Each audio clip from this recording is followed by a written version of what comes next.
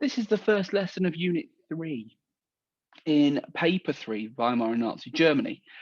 And this lesson is going to take it further and look at how Hitler consolidated his power. And by consolidate, we mean keep, we mean secure, we make stronger. And the first event we're going to look at in this context is the Reichstag fire of February 1933. So we're going to be able to describe the events of the Reichstag fire by the end of this lesson, look at how the Reichstag fire helped Hitler, and to evaluate the overall importance of the event. We're going to actually look at 3 events over the next few lessons: this, the Enabling Act, and the Night of the Long Knives. And we're going to be able to assess how these events helped Hitler secure his power before the death of Hindenburg in August 1934. So the events before the Reichstag fire, your job is to write that as a subheading and do the close exercise alongside the questions. So once Hitler became Chancellor in blank 1933, he insisted on an election as he wanted to try and get over blank percent to be able to pass blank in the Reichstag. The election was planned for the 5th of March 1933. On the 4th of February 1933, Hitler got Hindenburg to pass the Blank and Peaceful Election Act. This meant that all meetings had to be notified to the police blank hours before they happened. This meant the Nazis could blank the meetings, weakening the blank. On the 17th of Feb, the police were told they could not interrupt blank meetings, but blank meetings were to be dealt with harshly. Hitler was putting everything in place to ensure he got a blank of the vote. The keywords being majority, January, laws, free, disrupt, 48, Nazi, communist, 50, opposition. And the 3 questions. Why did Hitler call an election the moment he became Chancellor? Why was the Free and Peaceful Election Act a good thing for Hitler and the Nazis, and who did it not benefit? And do you think Hitler gets 50% in the election? Who do you think is his biggest threat and why? Pause the video here and complete this task, and then I'll go through the close exercise and the gaps and go through some of the questions. So these are the answers. Once Hitler became Chancellor in January 1933, he insisted on an election to try and get over 50% to be able to pass laws in the Reichstag. The election was planned for the 5th of March 1933. Now remember, to actually be an effective leader, you need to get 50% so that you can pass laws without it even being debated in the Reichstag. It's important for Hitler, regardless of his power, that he gets that number, because Hindenburg can sack him whenever he wants, and Hitler, to be able to be an effective leader, will need this number. On the 4th of February 1933, Hitler got Hindenburg to pass the Free and Peaceful Election Act.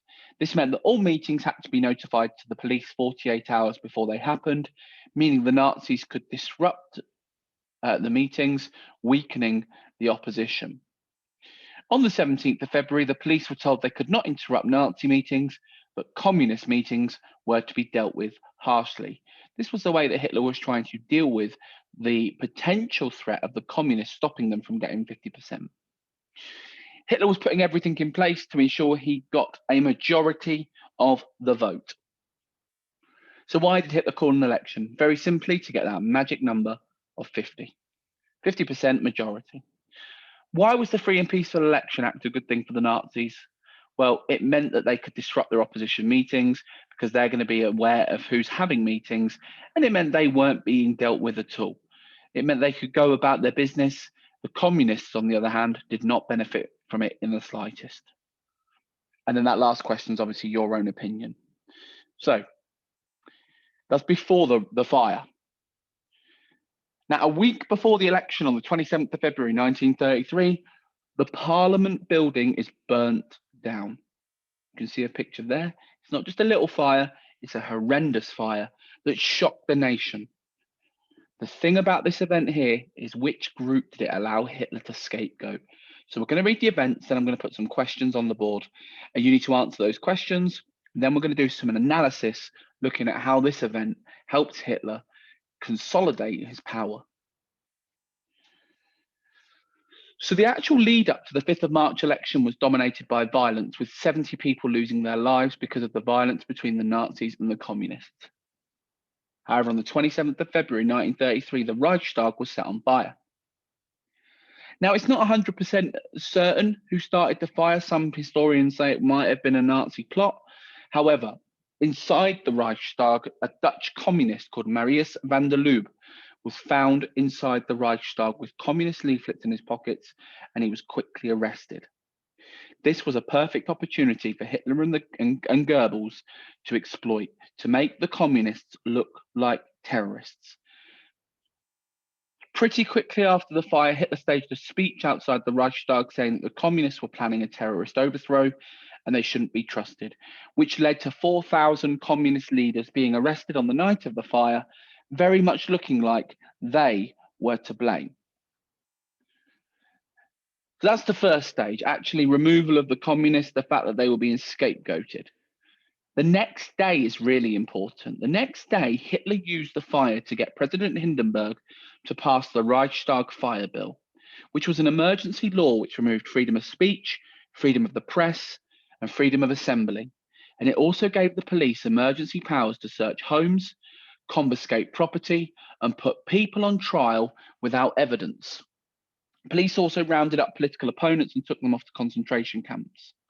Hitler now had the power to begin some form of dictatorship. This Reichstag fire bill actually stayed in place for the whole time that Hitler was in power, for 12 years. The key thing was that this fire was a perfect opportunity to remove the opposition of the communists to gain a majority. However, on the 5th of March, the Nazis only got 288 seats, which was 43.9%, not 47 like the screen says. 43.9%. Still not enough for a majority, but it was the Nazis' biggest election victory in history. This was a shock for the Nazis, as on election day, the Nazi SA soldiers watched people vote, opponents were arrested before the vote, and many Germans feared voting against the Nazis. So I'm going to pop some questions on the board that will be important for you to understand these chain of events. If you write the question down or answer them in full sentences, that will give you a better understanding. I'm not going to go through these because you just need to go back to this information to be able to develop the answers. So pause the video and spend about 10 minutes on these. Either write the question and the answer or do the questions in full sentences. Don't just write the answer or it'll make no sense when you come back to revise in a couple of months' time. The key thing with this lesson is, how did these events help Hitler consolidate his power? Now remember, you're not going to get a good grade in history if you just write a load of facts. You need to use those facts to relate to a question. And that's the AO2 part, which is heavily weighted in the 12 marker and the 16 marker. So I want you to look at the following table, and you must explain why each of these pieces of evidence help Hitler consolidate his power and make him stronger. I'll go through a few of them, and then you can do the rest. So, on the following the fire, a week before the election, a Dutch communist called Marius van der Lubbe was arrested and found inside the destroyed Reichstag building. Hitler made a speech outside the Reichstag condemning the communists. So first of all, this event is going to help Hitler because it is a chance to make the communists look like a threat, which could win over more of the working class in the election on the 5th of March. Furthermore, by Hitler condemning the communists, he looks like a savior to the country. That's as simple as it goes. Okay, it's just that's the evidence. How does that help Hitler? So the evidence you've got to explain is, on the night of the fire, 4,000 communists were arrested. The next day, Hitler got the Reichstag fire bill passed, which meant the freedom of speech, assembly, and the press were banned. By freedom of assembly, it means groups of people. The emergency law also gave the police basically unlimited power. They could trial without evidence, search without warrants, and confiscate people's properties. And the law lasted 12 years, which was the whole time that Hitler was in power.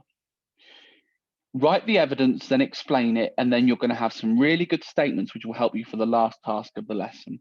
Pause the video here and spend about 15 minutes on this task and make sure that your evidence focuses on Hitler's consolidation.